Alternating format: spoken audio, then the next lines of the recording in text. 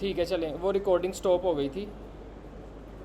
अच्छा, हम क्या डिस्कस कर रहे थे कि एंटर योर ईमेल के बाद मुझे एक और बी आर लगाना है ताकि पासवर्ड भी नीचे आ जाए, है ना। तो इनपुट यहाँ पे ख़त्म हो रही है ना, यहाँ पे। तो इस जगह पर मैं बी आर टैग लगा लेता हूँ, सेव करता हूँ, तो वो ईमेल पासवर्ड सॉरी ईमेल उसकी इनपुट और पासवर्ड और उसकी इनपुट आ गई है। ठीक है, अब यहाँ पर वैसे हम एक एक्स्ट्रा स्पेस चाहिए ना, पासवर्ड के ऊपर हम एक एक्स्ट्रा स्पेस लगा लेनी चाहिए। तो हम क्या करेंगे, ये जिधर बी आर लगाया इसकी जगह पर एक और बी आर यानी 2 लाइंस बना लेते हैं।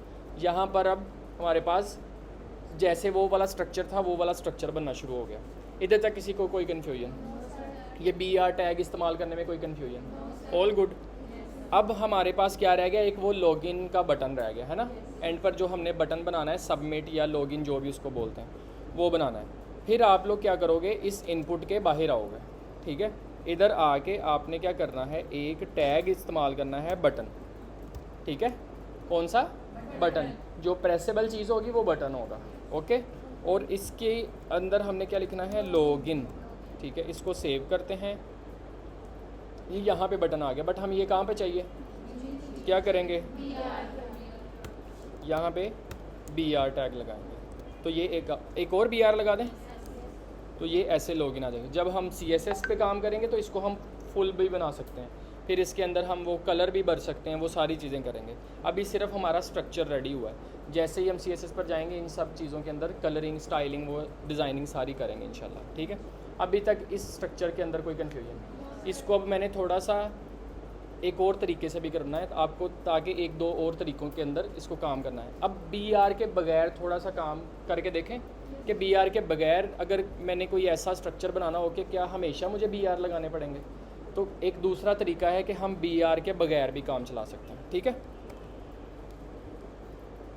सीखना है वो या नहीं? ठीक है, फॉर एग्ज़ाम्पल वो वाला ये फॉर्म ऐसे मैं रहने देता हूँ, साइड बाय साइड हम दोनों को कंपैरिजन में करके चलते हैं। ठीक है, और वो जो हमने दूसरा तरीका करना है ना, ये और ज़्यादा स्ट्रक्चर्ड है और ये ज़्यादा रिकमेंडेड भी है। ठीक है, पहले अभी जिसको कहते हैं ना, अभी हमने बेसिक अप्रोच किया, अभी थोड़ी सी हम अच्छी अप्रोच कर लेते हैं। फॉर्म एलिमेंट बनाया सेम वैसे ही, लेकिन अभी आप लोगों को पहले मैंने ये टैग नहीं बताया था, वो टैग भी इसमें हमें एक एक्स्ट्रा सीखना पड़ेगा। सब ने या मोस्टली आप लोगों में से ना डिव टैग का सुना होगा किसी ने, है ना। ये बहुत ही जनरल और बहुत ही ज़्यादा कॉमन यूज़ होने वाला टैग है, डिव टैग। डिव का फुल फॉर्म है डिवीज़न। ठीक है, यानी किसी भी जगह पर या किसी भी हमारे पेज के ऊपर अगर हमने कुछ डिवीजन्स बनानी है ना, कुछ पार्ट्स बनाने हैं, कुछ लाइक कह लो कि फ्रैक्शंस बनानी है किसी एक हिस्से की, तो उसके लिए हम डिव्स इस्तेमाल कर लेते हैं। लेट्स से कुछ एग्जांपल के तौर पे अगर मैं दिखाना चाहूँ, इस फॉर्म, ये नज़र आ रहा है सबको? यहाँ पर भी आप लोग देख सकते हो, देखो एक कॉन्टैक्ट अस का फॉर्म यहाँ पे खुला हुआ है, एक फॉर्म, सॉरी उधर टेक्सचुअल कंटेंट है, यहाँ पे फॉर्म है। ये दोनों साइड्स 2 हिस्सों में डिवाइड हुई हैं, यानी पूरा एक कॉन्टैक्ट अस का सेक्शन 2 हिस्सों में डिवाइड है। अब ये जो 2 हिस्सों में डिवाइड हुआ है, इसको हम डिव्स के साथ डिवाइड कर सकते हैं। बाद में हर एक डिव में, इसमें हमने इस वाली डिव में हमने फॉर्म बना के फॉर्म बना दिया, और उस वाले में हमने हेडिंग लगा दी, पैराग्राफ लगा दिया, और वो जो एक डॉट्स वाली इमेज लगी हुई है वो लगा सकते हैं। ठीक है, इस तरीके से भी होता है। फिर उसके बाद कुछ मैंने और भी आप लोगों को वेबसाइट दिखाई थी। हाँ, ये वेबसाइट पहले मैंने दिखाई हुई ना आपको। अब यहाँ पर देखो, इस सेक्शन के अंदर यहाँ पर डिविजन्स बनी हुई हैं। यहाँ पे कितनी डिविजन्स हैं? 3। तो यहाँ पर 3 डिव टैग इस्तेमाल हुए होंगे। हर डिव टैग के अंदर एक ग्रे बॉक्स बना हुआ है।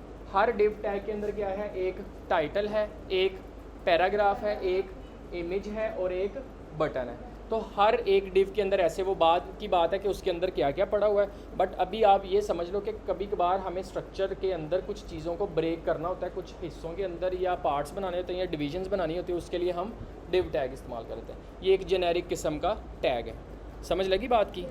अब उस डिव टैग को इस्तेमाल करते हुए हमने, अब यहाँ पर भी देखो, ये भी डिविजन्स ही हैं, यानी ये पेयर है। ईमेल और उसकी इनपुट एक पेयर है, एक डिवीज़न है। फिर उसके बाद पासवर्ड और उसकी इनपुट एक डिवीज़न है। नीचे जो सबमिट बटन है वो एक डिवीज़न है। ठीक है, तो अब इसको हम करके देखते हैं। अब यानी ऐसे समझना है आपने कि ये जो चीज़ें हैं ना, इन सब पेयर्स को एक एक डिव के अंदर रखते जाना। समझ लगी बात की? यानी मैं एक डिव बनाता हूँ और इसके अंदर ये मैं यहाँ से ऐसे ही कॉपी करके लेके आऊँगा, ठीक है। इधर से कॉपी किया, इधर पेस्ट कर दिया, ऐसे ही है। इसको सेव किया और नीचे वो फॉर्म बनना शुरू हो गया, है ना। अब मुझे ये बताओ कि इसी तरीके से ये वाला जो लेबल और इनपुट है, देखो यहाँ पर ये 2 BR बनाए हुए हैं ना, एक ये BR, एक और वो वाली एक ब्रेक, वो नहीं अभी हम इस्तेमाल करेंगे, उसके बगैर ही ये नीचे आएंगे, ठीक है। वो कैसे होगा ये देखना। मैं एक और डिव बनाता हूँ, उस डिव के अंदर एक लेबल लगाता हूँ, पासवर्ड, और उसकी इनपुट लगाई, ठीक है। और यहाँ पर देखते हैं तो वो देखो खुद ब खुद ईमेल और पासवर्ड नीचे आ गए। मुझे वो जो 2 BR टैग इस्तेमाल किए थे वो नहीं इस्तेमाल करने में। अब डिव टैग की थोड़ी सी और एक लॉजिक सुन लो। डिव टैग एक ब्लॉक लेवल एलिमेंट है। ये जो अभी मैं बात करने लगा हूँ, ये इंपॉर्टेंट टॉपिक है, ये समझना है पहले। ये बार बार मैं डिस्कस करूँगा, CSS के टाइम पे भी जाके समझाऊँगा। कुछ एलिमेंट्स होते हैं उनको बोलते हैं हम इनलाइन एलिमेंट, कुछ ऐसे एलिमेंट होते हैं जो होते हैं ब्लॉक लेवल एलिमेंट, ठीक है। कौन से? ब्लॉक एलिमेंट और इनलाइन एलिमेंट। ऐसे एलिमेंट्स जो अपनी पूरी स्पेस ले लेते हैं और न्यू आने वाले एलिमेंट्स को नीचे भेज देते हैं। यानी ये मैंने एक डिव में रखा था ना, अभी आप फ़र्ज़ करो कि ये एक डिव है, ये एक डिव है। इस डिव ने जो उसके बाद आने वाले एलिमेंट्स थे उसको नीचे भेज दिया, न्यू लाइन पे भेज दिया, लाइन को ब्रेक कर दिया बाय डिफ़ॉल्ट। मुझे BR नहीं लगाना पड़ा, बट ऐसे एलिमेंट्स को हम क्या बोलते हैं? Block element. और वो पूरी अवेलेबल स्पेस ले लेते हैं। पूरी अवेलेबल स्पेस से क्या मुराद है, मैं अभी इंस्पेक्ट करता हूँ। ये देखना ज़रा, इंस्पेक्ट बताया हुआ ना? ये देखना, ये दूसरा वाला फॉर्म पड़ा हुआ है, ठीक है। इसको इंस्पेक्ट करके ये दूसरा फॉर्म पड़ा हुआ है, इसके अंदर ये एक डिव पड़ी है। अब ये डिव का देखो कितना हिस्सा आ रहा है, वहाँ से लेके यहाँ तक स्पेस अवेलेबल ले रहा है। यानी ऐसे एलिमेंट जो पूरी अवेलेबल स्पेस ले लेते हैं उनको क्या बोलते हैं? Block element. डिव एक ब्लॉक लेवल एलिमेंट है, और बहुत सारे एलिमेंट्स हैं जो ब्लॉक एलिमेंट है। अभी आप सिर्फ लॉजिक समझ लो, बाद में देखेंगे कि कौन कौन से एलिमेंट्स ऐसे हैं जो ब्लॉक है, कौन से इनलाइन है, ठीक है। अभी बात दोबारा रिपीट करता हूँ। 2 तरह के एलिमेंट्स हमारे पास होते हैं HTML के अंदर या टैग्स। एक होता है ब्लॉक एलिमेंट, एक होता है इनलाइन एलिमेंट। ब्लॉक एलिमेंट ऐसे एलिमेंट्स जो पूरी अवेलेबल स्पेस ले लेते हैं, ठीक है। जैसे यहाँ पर आपको दिखा रहा हूँ कि ये ईमेल, ये पूरा जो ब्लू एरिया आ रहा है ना, ये पूरी स्पेस ले रहा है, और उसके बाद जो भी चीज़ आएंगी वो नीचे आएंगी, ठीक है। हालांकि यहाँ पे खाली जगह है ना, वो वहाँ पे नहीं आ रहा, बट वो पूरी जगह ले रहा है। ऐसे एलिमेंट्स को क्या बोलते हैं? Block element. अब दूसरी चीज़ आ जाती है इनलाइन एलिमेंट। ऐसे एलिमेंट जो उतनी जगह घेरें जितना उनके अंदर कंटेंट है, उनको हम क्या बोलते हैं? Inline element. अब इसका क्या मतलब है? अब यहाँ पे इनलाइन एलिमेंट कौन सा है मैं वो दिखाता हूँ। ये मैं लेबल के ऊपर देखो, माउस लेके गया, अपना कर्सर लेके गया, वो लेबल के ऊपर वो आ रहा है, सबको नज़र आ रहा है? वो ब्लू एरिया उतना ही है जितना उसके अंदर टेक्स्ट है ना। तो ऐसे एलिमेंट जो उतनी जगह या उतनी स्पेस लेते हैं जितना उनके अंदर कंटेंट है, उनको हम क्या बोलते हैं? Inline element. मुश्किल तो नहीं है, समझ लग गई बात की? अच्छा, अब देखो कंटेंट कितना लेते। अब ये देखना, मैं यहाँ पे ही एंटर करके ना, यहाँ पे ये मैंने खुद से कुछ ज़्यादा टेक्स्ट लिख दिया, ठीक है। मैं अब साइड पे क्लिक करता हूँ, अब इसके अंदर टेक्स्ट ज़रा ज़्यादा हो गया लेबल के अंदर। अब देखना, मैं इसी लेबल के ऊपर माउस लेके जाता हूँ, अब देखो वो उसका एरिया बढ़ गया, मतलब जितना कंटेंट था उतना उसने एरिया लिया। ऐसे एलिमेंट को क्या बोलेंगे? Inline element. अब जब मैं डिव पे माउस लेके जाता हूँ, डिव ने पूरी स्पेस ले ली है, हालांकि ये सारी स्पेस खाली थी। ऐसे एलिमेंट को क्या बोलेंगे हम? Block element. समझ लग गई बात की? डिव एक ब्लॉक एलिमेंट है, लेबल एक इनलाइन, एंकर भी एक इनलाइन एलिमेंट है, ठीक है। इमेज भी एक इनलाइन एलिमेंट है। ये कैसे पता चलेगा? जो आप लोगों ने लास्ट टाइम क्लासेस ली थी ना, आपने एक एंकर टैग लगाया, आप 3 एंकर टैग लगा के देखना, 2 लगा, वो देखना सारे एक लाइन में आते जाएंगे। इट मीन्स कि वो इनलाइन एलिमेंट है, वो उतनी जगह लेंगे जितना उनके अंदर कंटेंट है, ठीक है। डिव लगाओगे तो वो ब्लॉक एलिमेंट होगा। सेक्शन टैग हम बाद में सीखेंगे, मेन टैग, हेडर, फुटर, नैव, ये सारे के सारे ब्लॉक एलिमेंट होंगे, ये साथ साथ आएंगे, अभी रट्टा लगाने की या याद करने की ज़रूरत नहीं है। 1 बाय 1 जो सीख रहे हो बस उसका पता होना चाहिए कि ये इनलाइन है या ब्लॉक है। अच्छा, जब हम CSS पे जाएंगे ना, ये जो इनका बाय डिफ़ॉल्ट बिहेवियर है ना, यानी इनकी जो नेचुरल फितरत है ना, वो हम CSS में जाके उलट भी सकते हैं, चेंज भी कर सकते हैं। ब्लॉक को हम इनलाइन बना सकते हैं, इनलाइन को हम ब्लॉक बना सकते हैं CSS में, ठीक है। यानी ये देखो, ये डिव एक ब्लॉक एलिमेंट है ना, मैं यहाँ पर अगर ये देखो, यहाँ पर क्या लिखा आ रहा है, डिव का डिस्प्ले क्या है, ब्लॉक। यहाँ पे क्या लिखा आ रहा है, user agent style sheet. User agent style sheet means के पहले से जो बाय डिफ़ॉल्ट स्टाइल इसको लगा आता है, लाइक कह लो कि जैसे कहते हैं ना पीछे से ही ऐसे आया है, कभी कभार हम कहते हैं ना कि ये पीछे से ही ख़राब है ये चीज़, तो ये ऐसे ही है। डिव को जो बाय डिफ़ॉल्ट ही स्टाइल ऐसा लगा आता है कि इसका डिस्प्ले कौन सा होता है, ब्लॉक होता है। अभी अगर मैं यहाँ पर इसको पकड़ के डिस्प्ले, ये CSS का काम करने लगा हूँ, इसको मैं कर देता हूँ इनलाइन, सॉरी इनलाइन कर देता हूँ, ठीक है। अब ये देखना डिव का कम हो गया ना एरिया, है ना, देखना। अब ऐसे भी कर सकता हूँ, इसको मैं बैकग्राउंड कलर लगाता हूँ रेड, नज़र आ रहा है, वैसे आंखों में पड़ रहा है रेड कलर।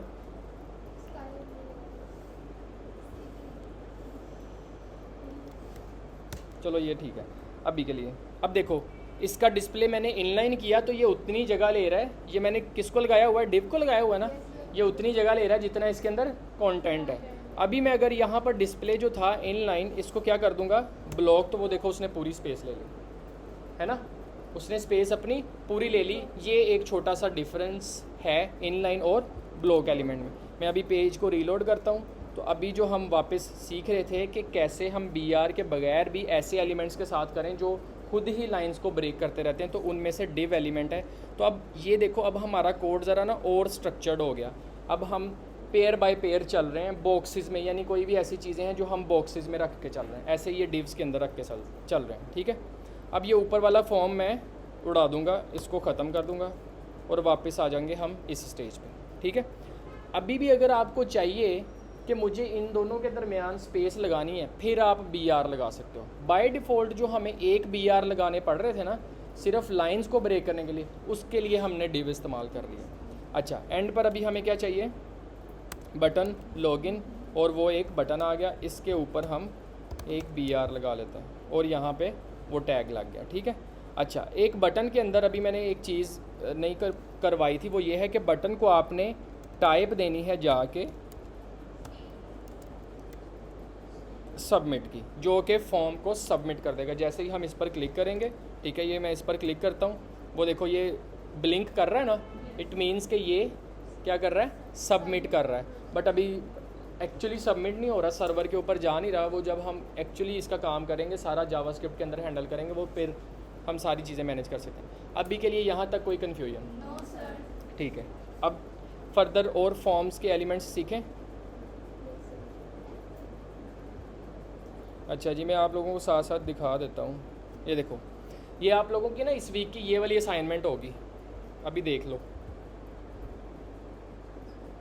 अभी नज़र आ रही है सबको। इसमें देखो ये जो आ रहा है, ये सारी चीज़ें, ये सारे के सारे फॉर्म के एलिमेंट्स को इस्तेमाल करते हुए बनी। ये सारे मैं अभी आप लोगों को करवाऊँगा 1 बाय 1, ठीक है। बट इसको एज आ असाइनमेंट इस तरीके में कंपाइल करना है, वो आप लोगों ने करना है। कंपाइल करना मींस कि मैंने आपको ये सारे टैग्स अभी सिखा देने, देन उसको असाइनमेंट की शक्ल में बनाना आप लोगों ने का काम है, ठीक है। अच्छा, अभी हमने इस तरीके से ऊपर से नीचे ये सारे टैग्स सीखते हैं, ठीक है। अब यहाँ पे देखो, ईमेल वाला सीख लिया आपने, फ़ोन नंबर के लिए फ़ोन आपने इनपुट लगानी है, उसी को टाइप जाके फ़ोन कह देना। अगर कभी कभार ऐसे भी होता है फॉर्म के अंदर आपको कहा जाए कि आपने यहाँ पर टाइम या डेट पिकर लगाना है, होता है ना, कभी कभार हम डेट पिक कर लेते हैं डेट ऑफ बर्थ सेलेक्ट करने के लिए, तो आपने उसको इनपुट को जाके, लेट्स से मैं इसी ईमेल की टाइप चेंज करके इसको मैं कर देता हूँ डेट, ठीक है। और यहाँ पे ये देखो ये आ गया ना, डे मंथ ईयर आ गया। यहाँ पर जाके आप इसको ऐसे सिलेक्ट कर सकते हो, वहाँ पर जो भी आप डेट पिक करना चाहो वो डेट पिक हो जाएगी, ठीक है। यहाँ पर बहुत सारी चीज़ें हैं पंगे लेने के लिए, आप लोगों ने जाके इसके साथ पंगे लेने ज़्यादा से ज़्यादा। यहाँ पर देखो, जैसे ही आप वो लगाओगे ना, आपको सारी लिस्ट की सजेशन आ गई, आप इसमें क्या क्या कर सकते हो। चेक बॉक्स लगा सकते हो, कलर कभी कभार ऐसे भी होता है कि आप कलर भी पिक करवा सकते हो। सेव करता हूँ, यहाँ पे ये देखो ये आ गया ना एक कलर वाला ब्लॉक, इस पर क्लिक करोगे, जो भी यूज़र कलर पिक करना चाहेगा वो यहाँ से कलर पिक कर लेगा, हम उसके अकॉर्डिंग उसकी थीम चेंज कर सकते हैं। ठीक है, ऐसे कभी कभार होता है, आप लोगों ने कभी किया है, कलर पिक करते हैं तो वो उस तरीके का कलर वो हो जाता है। हाँ, पेंटिंग वगैरह में या कुछ ऐसे, वो उस जगह पे ऐसा काम हो जाता है। समझ लगी बात की? अच्छा, अब मैं इसको इधर लेके आता हूँ, कोड को इधर, इसको वापस मैं ईमेल कर रहा हूँ। ठीक है, अच्छा अब इसमें मुझे क्या चाहिए? सबसे पहले यहाँ पर देखो full name, email, phone number. ठीक है, फुल नेम के लिए इनपुट की जो टाइप है वो टेक्स्ट होगी, सिंपल। ठीक है, यानी यहाँ पर मैं एक डिव बनाता हूँ और उसके लिए मैं एक लेबल बना लेता हूँ। फुल नेम कह लो या यूज़र नेम कह लो, जो भी है ना, यूज़र नेम, और उसके बाद मैंने एक BR लगा दिया, उसके बाद एक इनपुट लगाएंगे, इसको क्लोज़ करूँगा और उसकी जो टाइप होगी ना वो होगी टेक्स्ट, क्योंकि ये सिंपली एक टेक्स्ट ही होता है ना। यूज़र नेम लेना, father name, full name, like और कौन सी चीज़ हो सकती है, जो भी चीज़ें इस तरह की होती हैं जिसमें नॉर्मल टेक्स्ट इनपुट करवाना है, तो आपने टाइप क्या रख देनी इनपुट की, और इसका प्लेस होल्डर रख दो एंटर योर यूज़र नेम। तो यहाँ पर ये देखो यूज़र नेम आ गया, आप यहाँ पर यूज़र नेम एंटर करवा सकते हो। समझ लग गई बात की? कोई कन्फ्यूजन? अच्छा, अब देखना इसमें फुल नेम वाला काम हो जाएगा, ईमेल वाला काम हो जाएगा, फ़ोन नंबर वाला, यानी आपको यहाँ पर जाके फ़ोन की बजाय ना आप यहाँ पर नंबर भी लगा सकते हो, नंबर भी लगा सकते हो। ठीक है, तो आप लोगों को यहाँ पे वो वाली इनपुट आ जाएगी। ठीक है, सेव तो किया नहीं मैंने। हाँ, इस तरीके से आप इसमें नंबर वगैरह और भी ऐड कर सकते हो। ठीक है, लग गई समझ बात की? आपने क्या पूछा अभी? जो नंबर कॉन्टैक्ट नंबर जो होता है, कंट्री वगैरह भी वो जाके हम करेंगे जावास्क्रिप्ट में, वो सिर्फ HTML का काम नहीं है। वो कंट्री का फ्लैग जो आ रहा होता है ना, वो सारा जावास्क्रिप्ट में होगा, कि उसमें हम पूरी लिस्ट दिखाएंगे, उसमें आपका कंट्री का फ्लैग भी रखेंगे और साथ उसका कंट्री का कोड भी होता है, साथ आपने नंबर भी करना होता है। और कभी कभार ऐसे होता है कि जब हम नंबर इनपुट कर रहे होते हैं वो खुद ही डैशेस लगाता रहता है नंबर में। ये सारा जावास्क्रिप्ट में काम हो रहा था। ठीक है, अभी के लिए आप बेसिक चीज़ें जो हैं उनके ऊपर करके अपना स्ट्रक्चर बनाना सीधा कर लो, उसके बाद में बाकी सारी चीज़ें, ये इसमें बहुत सारी चीज़ें एडवांस करने वाली। ये ज़्यादा से ज़्यादा आप लोगों ने 5 दिनों में जाके HTML से पंगे लेने हैं। मैं सही ये सीरियसली कह रहा हूँ कि पंगे लेने हैं।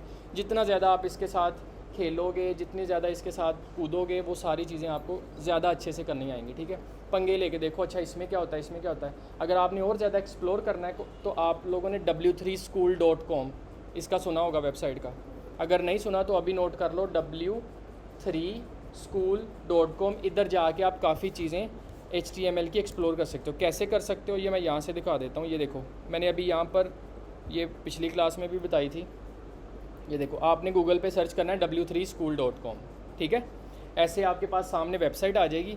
अभी हम HTML सीख रहे हैं ना, तो आपने HTML के पार्ट में चले जाना है। HTML के पार्ट में गए तो यहाँ पे HTML के पार्ट में चले गए, आपके पास यहाँ पर काफ़ी चीज़ें आ रही होंगी। ये इंट्रोडक्शन पढ़ लेना, HTML के बारे में जितनी ज़्यादा आप एडवांस में नॉलेज अभी लेना चाहते हो एज अ बिगनर, यहाँ से आपको सारी चीज़ें पता चल जाएंगी। ठीक है, ये स्टार्टिंग के लिए बहुत अच्छी वेबसाइट है। लाइक यहाँ पे आप बेसिक चीज़ें भी सीख सकते हो। बेसिक्स क्या हैं, एलिमेंट्स इसके अंदर क्या क्या होते हैं, जैसे ये H1, P, BR, ये सारे अभी हमने सीखे ना, ये आपको 1 बाय 1 सारी चीज़ों का। और मज़े की बात ये कि आप यहाँ पर इसको ट्राई भी कर सकते हो। ट्राई इट योर सेल्फ पर क्लिक करो, ये यहाँ पर ही लेफ़्ट साइड पर आपके पास यहाँ पे कोड आ रहा होगा, राइट साइड पे उसकी आउटपुट आ रही होगी।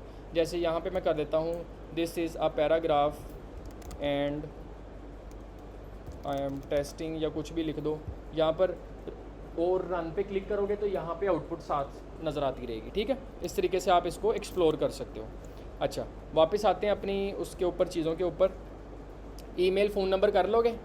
अच्छा, अब देखो ये 3 यहाँ पे इनपुट्स तो हमने बनाई, ये तीनों एक उसमें रैप हो रही है ना। देखो एक बॉक्स सा बना हुआ है ना, बॉर्डर लगा हुआ और ऊपर लिखा हुआ है पर्सनल इन्फॉर्मेशन। ये कैसे बनाना है, इसके लिए अब एक नया टैग सीखते हैं। उसका टैग का नाम है फील्ड सेट। क्या नाम है? अब देखो ये 3 इनपुट फील्ड्स है ना, इसका फील्ड सेट का मैं मतलब समझाने लगा हूँ। कि ये 3 फील्ड्स का सेट है, इन तीनों को एक सेट बना के जब हम प्रेजेंट करते हैं तो उसके लिए हम फील्ड सेट का वाला टैग इस्तेमाल करते हैं, ठीक है। अब वो कैसे इस्तेमाल करते हैं ये देखो, मुझे उसमें ये फ़र्ज़ कर लो ये तीनों इनपुट्स रखनी है ना, तो इन तीनों को रखने के लिए मैं इनके ऊपर एक बनाता हूँ टैग, उसका नाम मैंने रखा फील्ड सेट, उसका ओपनिंग एंड क्लोजिंग टैग। क्या बनाया? Opening and closing. इसमें एंटर प्रेस किया और मुझे कौन कौन सी चीज़ें चाहिए इसके अंदर, ये तीनों, इन तीनों को ये मैंने बताया हुआ कि इसको आपने ऊपर को मूव करना कैसे करेंगे, ऑल्ट दबा के रखना है। क्या दबा के रखना है? ऑल्ट और अप एरो, तो वो ऊपर मूव हो गए, सारा कोड ऊपर मूव हो गया। अदरवाइज़ हमें ऐसा करना पड़ता कि कंट्रोल एक्स करते या कंट्रोल सी करते, उधर कॉपी करते, तो उसकी बजाय आपने डायरेक्टली जितना एरिया मूव करना है उतने एरिया को सिलेक्ट कर लो और उसको ऊपर नीचे मूव कर सकते हो, ठीक है। इसको मैंने सेव किया और इधर आउटपुट आके देखता हूँ तो वो देखो एक बॉर्डर बन गया, बट अभी भी एक चीज़ मिसिंग है। क्या? वो जो ऊपर पर्सनल इन्फॉर्मेशन, वो एक जो टाइटल सा लिखा आ रहा है वो अभी मिसिंग है, ये वाला हिस्सा है ना। तो उसके लिए इसी फील्ड सेट के टैग के अंदर आपने यहाँ पर लगाना है लेजेंड टैग, इसको बोलते हैं लेजेंड। यहाँ पे मैं लिख दूँगा personal information, opening and closing tag के दरमियान पर्सनल इन्फॉर्मेशन लिख दिया, सेव किया और यहाँ पर वो वाला खुद ब खुद टाइटल आ गया इसका, यानी इसका लेजेंड आ गया। समझ लगी बात की? कोई कन्फ्यूजन इसमें? अच्छा, अब वो सारे जो यहाँ पे बॉक्स आ रहे हैं, सारे बॉक्स अब आपको समझ लग जाएगी ना कैसे बनाएंगे। अभी एडिशनल इन्फॉर्मेशन के जो एलिमेंट्स हैं अब वो सीखते हैं, ठीक है। मुझे इतना इधर तक बता दो किसी को कोई कन्फ्यूजन हो, ठीक है। ये वाली